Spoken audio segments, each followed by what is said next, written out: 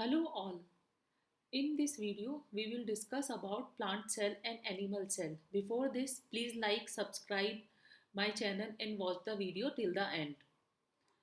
हम सबसे पहले आते हैं प्लांट सेल में। प्लांट सेल में हमें क्या दिखाई दे रहा है ये आपको इस डायग्राम से क्लियर पता चलेगा।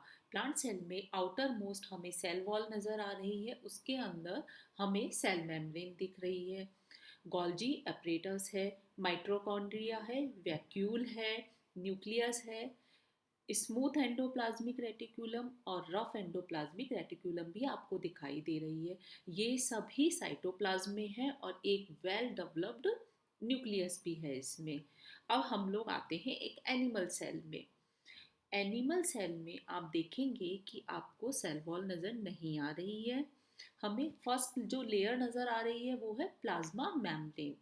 उसके बाद हमें गोल्जी बॉडीज दिख रहे हैं, mitochondria, rough endoplasmic reticulum, smooth endoplasmic reticulum, lysosome, vacuole और वेल डेवलप्ड न्यूक्लियस है। ये सभी साइटोप्लाज्म में प्रेजेंट है।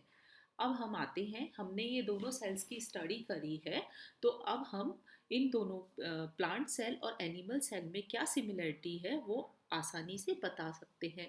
सबसे पहले तो यही है कि ये दोनों यूकैरियोट्स हैं। अब हम इनके सेल स्ट्रक्चर पर आते हैं। सेल के जितने भी सेल ऑर्गेनल्स हैं वो ऑलमोस्ट दोनों सेल्स में सेम ही हैं। दोनों में R E R, lysosome, S E R, vacuole, Golgi body, plasma membrane present है और दोनों में वेल डेवलप्ड न्यूक्लियस भी है। तो अब हम आते हैं नेक्स्ट स्लाइड पर। ये स्लाइड है हमारी difference between plant cell and animal cell. Plant cell और एनिमल सेल कि जब हम स्टडी दोनों की सेपरेट वे में कर लेते हैं तो उनमें डिफरेंस बताना हमारे लिए बहुत इजी हो जाएगा।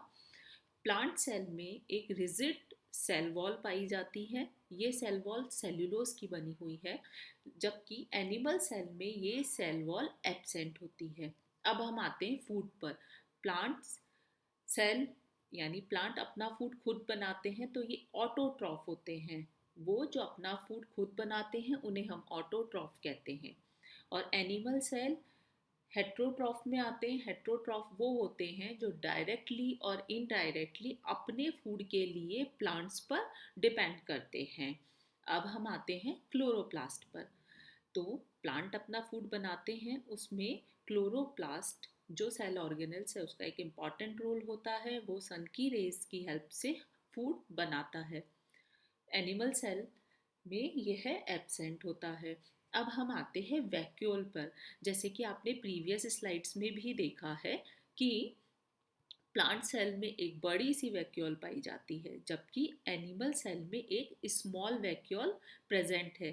प्लांट सेल की ये बड़ी सी वैक्यूल प्रेजेंट होने के कारण उनका जो न्यूक्लियस है वो थोड़ा साइड की तरफ चला गया है, जबकि एनिमल सेल का जो न्यूक्लियस है वो बिल्कुल सेंटर की तरफ है। तो इससे हमें पता चला position of nucleus in plant cell. Plant cell में पेरिफ्री की तरफ है और एनिमल सेल के अंदर सेंटर की तरफ है। तो प्लांट सेल की वैक्यूल है वो लार्ज है और सिंगल है। एनिमल सेल में वैक्यूल स्मॉल है बट मल्टीपल है। नेक्स्ट हम आते हैं reserve food material. Plant cell में जो रिजर्व फूड मटेरियल होता है वो स्टार्च की फॉर्म में होता है और एनिमल सेल में यह ग्लाइकोजन की फॉर्म में होता है। अब हम आते हैं प्लाज्मोडेस्मेटा पर। तो प्लांट सेल के अंदर प्लाज्मोडेस्मेटा आपको देखेंगे, आप ये प्लाज्मोडेस्मेटा नज़र आ रहे हैं क्योंकि इनमें सेल वॉल है। तो सेल एक दूसरे से किस तरीके से इंटरेक्शन करेगी, किस तरीके से अपना मटेरियल या जो भी इन्होंने बनाया है या एंजाइम्स उनको किस तरीके से ट्रांसफ़र करेंगी, वो किसकी हेल्प से करती हैं, ये प्लाज्मोडेस्मेटा की हेल्प से करती हैं।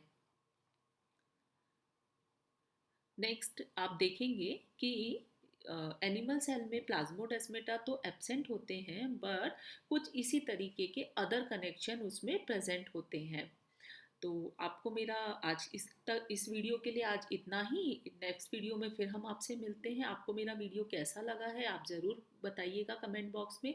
Please like and subscribe my YouTube channel and share. Thank you.